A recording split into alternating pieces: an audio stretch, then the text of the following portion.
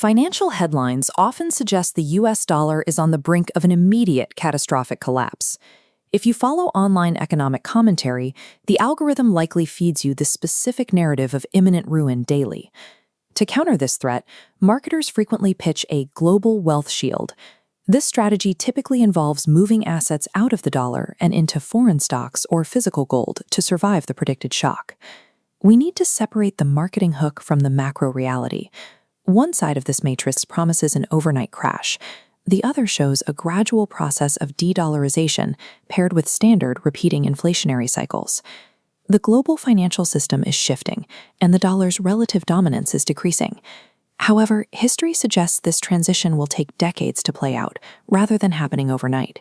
This creates a central dilemma for you. Drastically altering your portfolio out of fear can be more dangerous to your long-term wealth than the inflation you are trying to avoid. To protect your purchasing power, you must ignore the sensationalism and objectively evaluate the two pillars of this defensive strategy. When we talk about fiat currency risk, we are describing the erosion of purchasing power. The dollars in your wallet today simply buy fewer goods than they did just a few years ago. This happens through two mechanisms. First is domestic inflation, which raises the cost of goods at home. Second is international de-dollarization, where other nations choose to trade in different currencies. Current U.S. economic policy and rising national debt contribute to both trends. As more dollars enter the system to cover deficits, the value of each existing dollar is diluted over time. These institutional factors are measurable and predictable. They are not mysterious forces, but rather the visible result of specific fiscal and monetary choices. Because these shifts are gradual, you have the time to execute a rational, data-driven defense instead of making panicked, sudden moves. The first defensive pillar involves reallocating a portion of your equity portfolio into broad, international index funds. This move geographically detaches a portion of your net worth from the U.S. economy. By holding assets denominated in other currencies, you reduce your total exposure to a single national currency. This chart helps evaluate where to put your money. U.S. equities sit in the bottom right, offering high growth but lowest protection against a declining dollar. Global index funds land in the middle, providing moderate growth and significantly higher currency protection. There is a direct trade-off here. Over the last 10 years, international markets have generally yielded lower returns than the tech-heavy indices in the U.S. History shows market dominance moves in cycles. There are multi-year periods where international markets outperform the U.S., followed by years where roles reverse. International funds act as a shock absorber against localized declines in the U.S. economy, though they may slow total portfolio growth during U.S. bull markets. The second pillar of the shield is allocating a percentage of your net worth into hard assets, specifically gold. Gold serves as a store of value because it cannot be printed or debased by a central bank. Its supply is physically limited, making it a hedge against currency dilution. On our chart, gold sits in the top left. It offers maximum protection against currency collapse, but lowest historical growth. Gold is a zero-yield asset. It doesn't use compound interest to build wealth. It only preserves what you already have.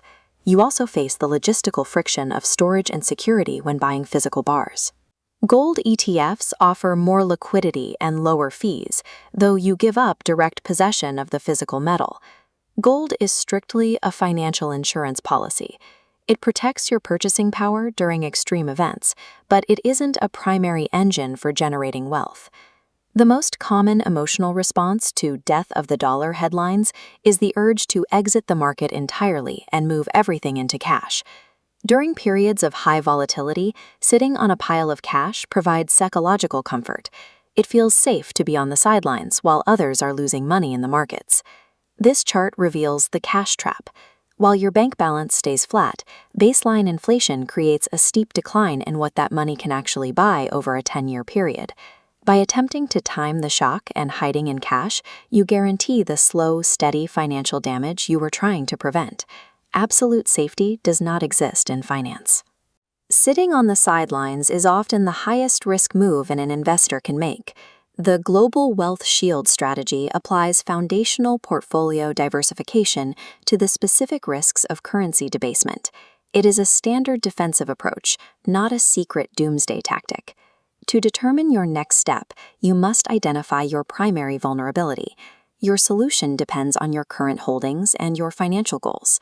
First is the panic-prone beginner. Your vulnerability is heavy cash holdings, driven by the fear of a market crash. Your move is to enter the market through globally diversified index funds. This allows you to immediately begin outpacing inflation without betting everything on a single country. Next is the rational optimizer. You are fully invested, but have 100% of your wealth concentrated in U.S. equities. Introduce a 15 to 20% international allocation. This hedges your portfolio against a dollar decline without sacrificing long-term growth. Finally, the wealth preserver. You are either at high net worth or nearing retirement, and your primary goal is protecting what you've already built. For you, a 5 to 10% allocation to gold acts as a mathematically sound insurance policy against severe currency debasement. Do not invest based on the fear of a sudden headline shock. Build your portfolio based on the mathematical reality of long-term global diversification.